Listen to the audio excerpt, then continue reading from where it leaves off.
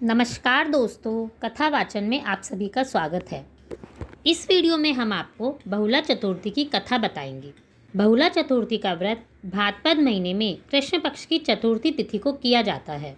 इसे अलग अलग जगह पर अलग अलग नामों से भी जाना जाता है, जैसे कि गुजरात में इसे बोल चौथ के नाम से जानते हैं, जबकि मध्य प्रदेश में इसे बहुला चौथ कहते हैं। वैसे ही किसी जगह पर इसे चतुर्थी पे आने के कारण कृष्ण चतुर्थी के नाम से भी इस व्रत को किया जाता है। इस व्रत में मुख्य रूप से गाय और उसके बछड़े की पूजा की जाती है। बहुला चतुर्थी के दिन घर की औरतें व्रत करती हैं और अपने संतान की प्राप्ति के लिए और उसे संकट से दूर रखने के लिए प्रार्थना करती हैं। बहुला चतुर्थी का व्रत अपने बच्चों की सुरक्षा के लिए और अपने पूरे परिवार की समृद्धि के लिए भी किया जाता है। आइए जानते हैं कि क्या है बहुला चतुर्थी की कथा। एक बार विष्णु जी जब कृष्ण रूप में धरती पे आए थे तो उनकी बाल लीलाएं सभी देवी देवताओं को भाती थी। गोपियों के साथ उनकी रास लीला हो या माखन चोरी करके खाना, इन सभी बातों से वे सबका मन मोह लेते थे। कृष्ण जी की लीलाओं को देखने के लिए कामधेनु जाति की गाय ने बहुला के रूप में नंद की गौशाला में प्रवेश किया। कृष्ण जी को यह गाय बहुत पसंद आई। वे हमेशा उसके साथ समय बिताते थे। बहुला का एक बछड़ा भी था। जब बहुला चरने जाती थी तो वह उसको बहुत याद करता था। एक बार जब बहुला जंगल में चरने गई तो चरते चरते बहुत आगे निकल गई। तभी एक शेर के पास जा पहुंची।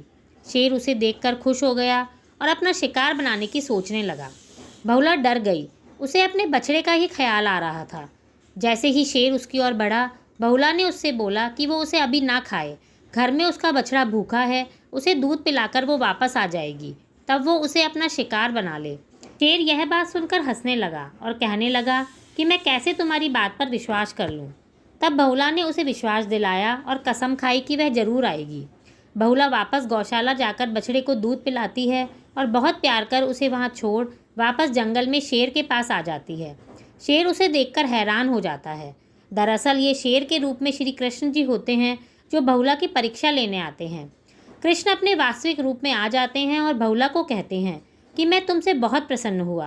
तुम परीक्षा में सफल रही। समस्त मानव जाति के द्वारा भाद्रपद महीने के कृष्ण पक्ष की चतुर्थी तिथि के दिन तुम्हारी पूजा और अर्चना की जाएगी और समस्त जाति तुम्हें गौमाता कहकर संबोधित करेगी।